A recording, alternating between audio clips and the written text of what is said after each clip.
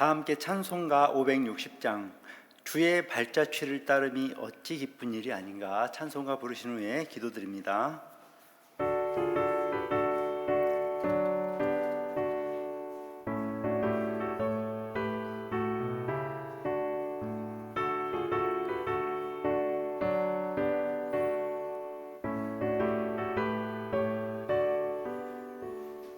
주의 발자취를 따름이 어찌 즐거운 일 아닌가. 맘의 맑은 하늘 열리고 밝은 빛이 비친다. 발자취를 따라가자 기쁜 마음으로. 발자취를 따라가자 찬송하며 즐겁게. 주의 발자취를 따름이 어찌 행복한 일 아닌가. 마음의 악한 생각 사라져 밝은 마음 싹 튼다. 발자취를 따라가자 기쁜 마음으로. 발자취를 따라가자 찬송하며 즐겁게.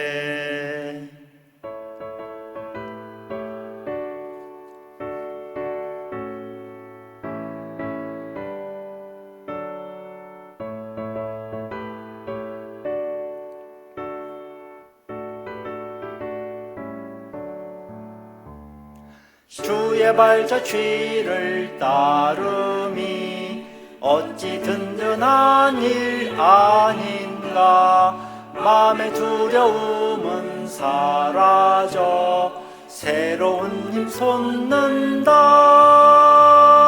발자취를 따라가자 기쁜 마음으로.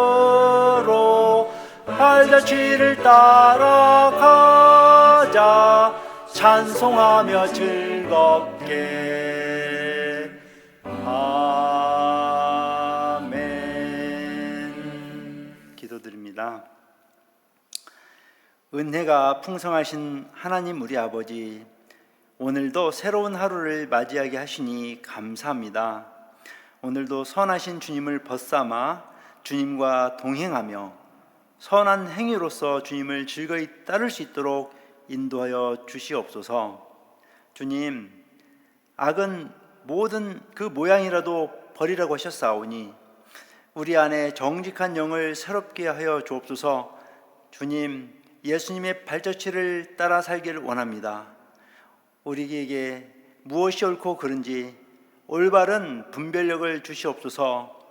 모든 선악 중에서 항상 선을 선택하며 살 수 있도록 인도하여 주시옵소서. 길이요 진리요 생명이 되신 예수 그리스도의 이름으로 기도드리옵나이다. 아멘. 오늘 본문 말씀은 출애굽기 23장 1절에서 3절입니다. 제가 봉독하겠습니다. 너는 거짓된 풍설을 퍼뜨리지 말며 악인과 연합하여 위증하는 증인이 되지 말며 다수를 따라 악을 행하지 말며 송사의 다수를 따라 부당한 증언을 하지 말며 가난한 자의 송사라고 해서 편벽되이 두둔하지 말지니라. 아멘. 오늘 설교의 말씀의 제목은 악을 버리고 의를 따르는 삶입니다. 여러분은 하나님의 뜻을 따라서 항상 선행을 선택하며 선을 따르고 의를 따르고 살아가고 계십니까?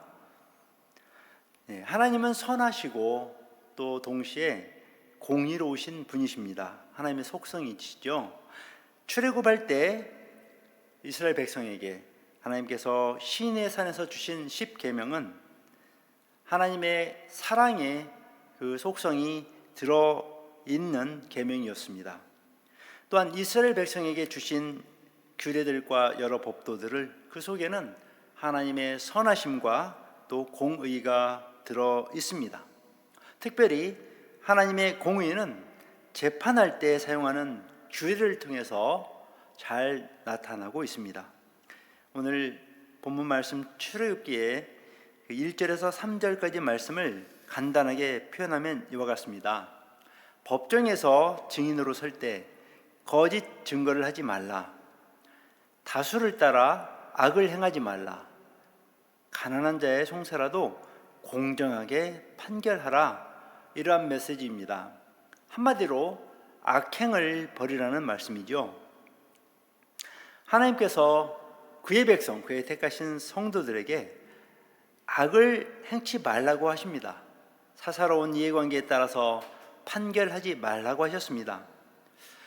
기득권을 가진 사람들에게 부와 권력을 이용해서 이기적인 그 탐욕을 따라서 지배하는 것을 금지하신 것입니다. 그것은 바로 악행이기 때문이죠. 선하신 하나님은 그의 택하신 백성인 이스라엘 백성들에게 하나님의 선하신 뜻을 따라서 살도록 법을 주셨습니다. 그 법은 오늘날 이 시대에 우리가 살아가는 이 사회 속에서도 똑같이 적용할 수 있는 교훈들이 들어 있습니다. 하나님은 우리를 이 시대에 이 땅에서 태어나도록 하셨고 살아갈 수 있도록 생명을 주셨습니다. 우리는 선하신 하나님의 뜻을 따라 이 땅에서 살아가야 합니다. 하나님의 말씀 속에서 하나님의 뜻을 발견하고 그 뜻을 살아가는 저와 여러분 되시기를 예수님의 이름으로 축원합니다. 출애굽기 23장 1절에는 이렇게 말씀하고 있죠. 너는 거짓된 풍설을 퍼뜨리지 말며.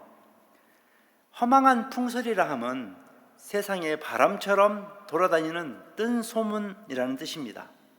하나님께서는 그의 백성에게 헛소문을 금하셨습니다. 헛소문은 선민들, 이스라엘 공동체, 신앙 공동체를 파괴하고 질서를 깨뜨리는 사단적인 행위인 것입니다. 허망한 풍설을 최초로 퍼뜨린 자는 바로 사단 옛뱀 마귀였습니다. 창세기 2장 17절에서 하나님은 아담에게 선악을 알게 하는 나무의 실과를 먹지 말라고 명령하셨지요. 16절 17절 말씀입니다. 여호와 하나님이 그 사람에게 명하여 이르시되 동산 각종 나무의 열매는 네가 임의로 먹되 선악을 알게 하는 나무의 열매는 먹지 말라. 네가 먹는 날에는 반드시 죽으리라 하시니라. 그런데 사단은 하와에게 무엇이라고 속였을까요? 창세기 3장 5절 말씀을 보면 너희가 그것을 먹는 날에는 너희 눈이 밝아 하나님과 같이 되어 선악을 알 줄을 하나님이 아심이니라. 이렇게 사단은 허망하고 또 악한 말로 모함을 했습니다. 허망한 풍설은 선민 공동체에 있어서 윤리적인 차원을 넘어서 종교적 질서에 위협을 주기 때문에 하지 말라고 하신 것입니다. 1절 하반절에서는 악인과 연합하여 위증하는 증인이 되지 말며 라고 말씀하셨죠. 악인과 연합한다는 구절을 직역하면 너는 악인에게 너의 손을 들어주지 말라는 뜻입니다. 누구에 대해 편견을 가지고 악한 자의 편을 들어주어 사악한 증언을 하지 말라는 것입니다.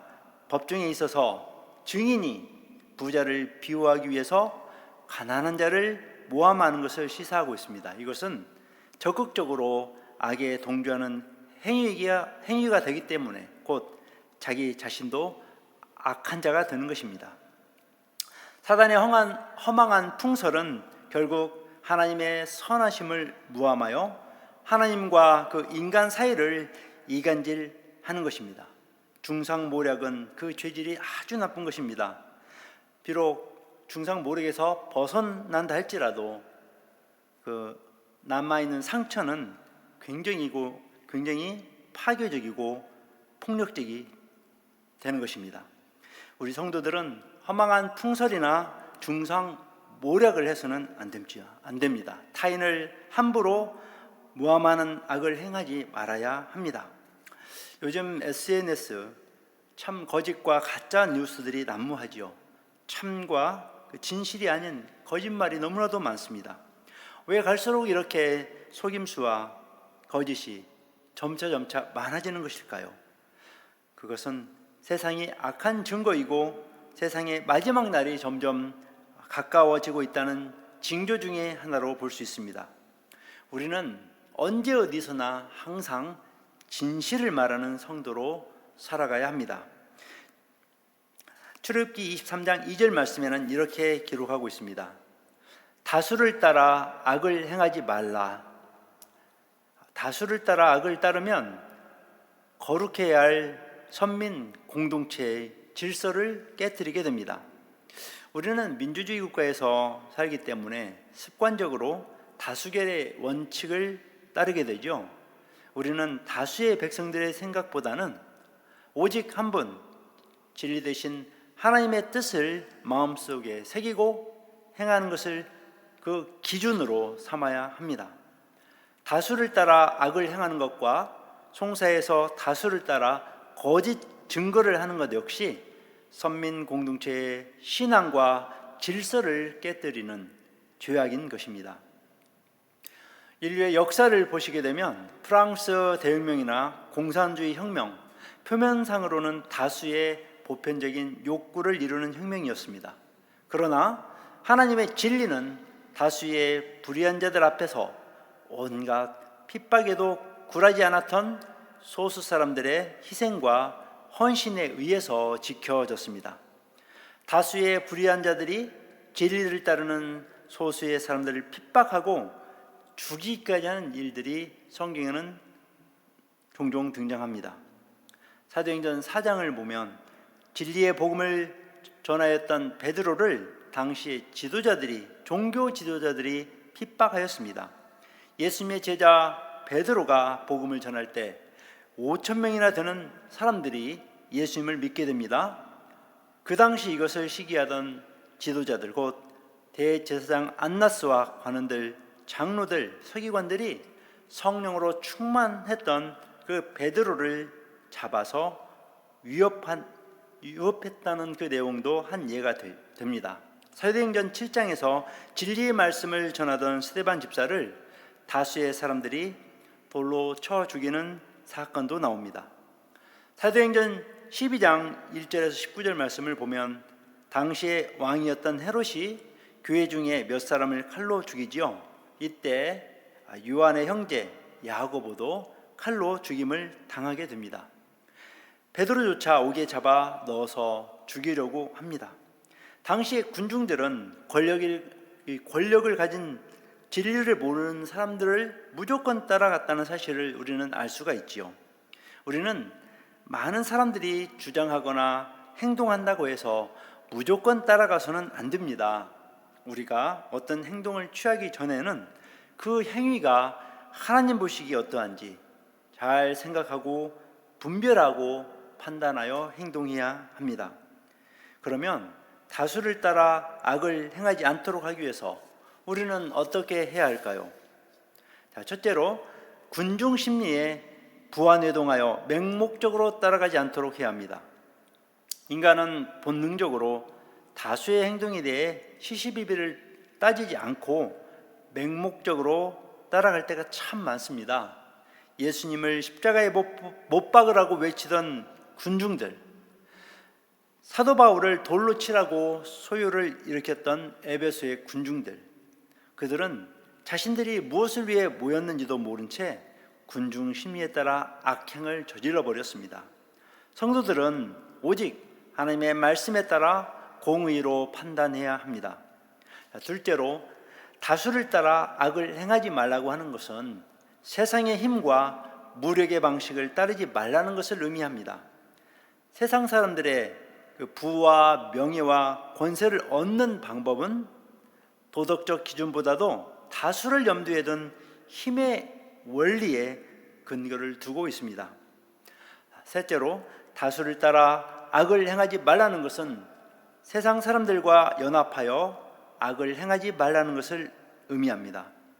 이스라엘 백성들은 하나님을 저버리고 이방 신을 섬기는 모압 여인들과 행음하다가 하루에 2만 3천 명이나 죽는 일이 있었지요.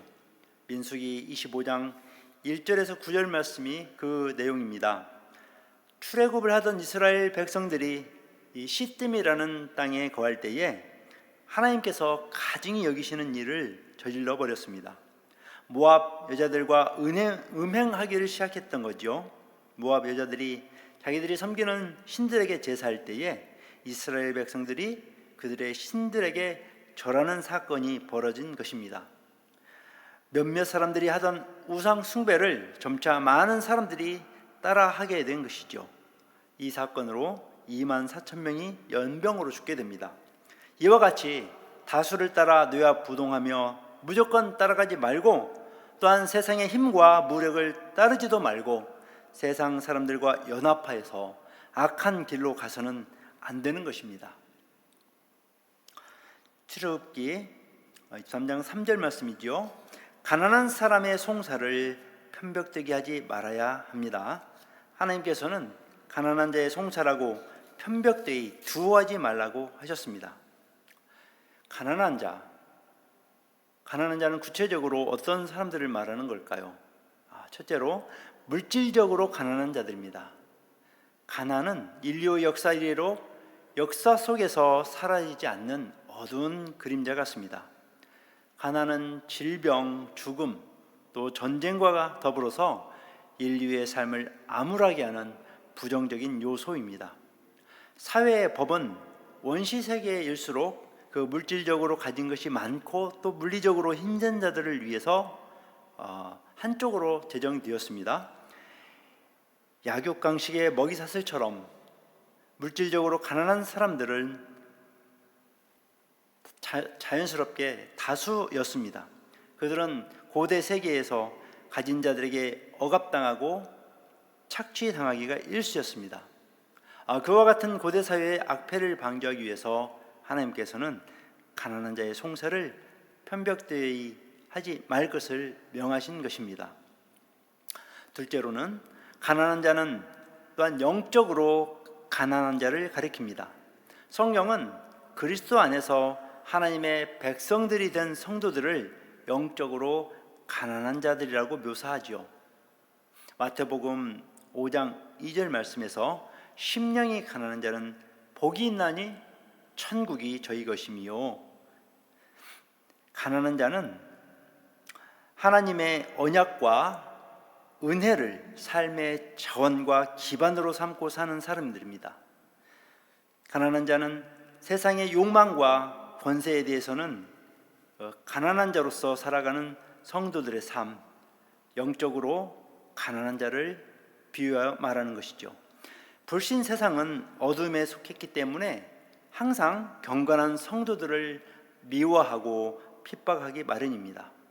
그러나 성도들은 이 가난한 심령을 가졌기 때문에 하나님으로부터 많은 것을 공급받습니다. 하늘의 신령한 것들을 심령에 채우는 그 유일한 길은 자기를 비우신 그리스도를 본받아서 가난해지는 것입니다. 오만 불손을 버리고 겸손히 주님의 보좌 앞에 무릎을 꿇는 것입니다.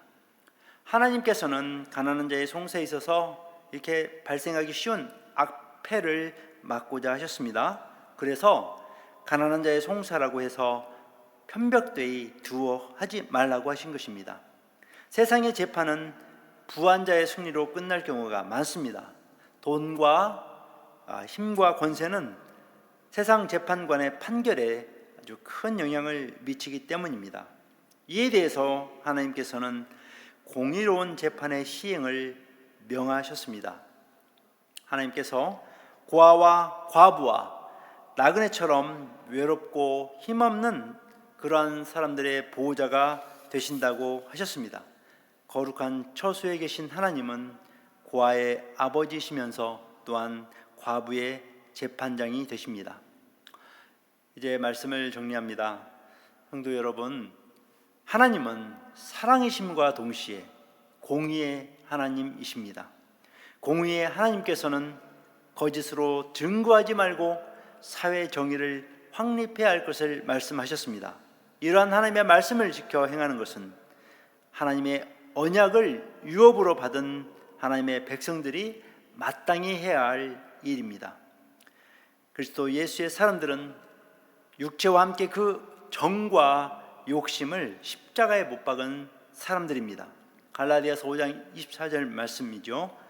그리스도 예수의 사람들은 육체와 함께 그 정욕과 탐심을 십자가에 못 박았느니라. 사도 바울은 갈라디아 교인들에게 쓴 편지에서 이 말씀을 기록했습니다.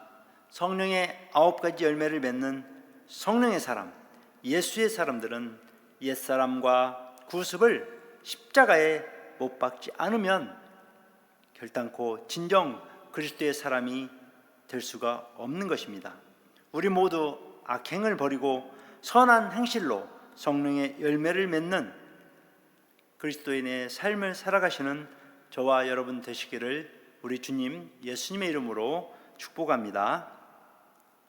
주기도문으로 예배를 마치겠습니다.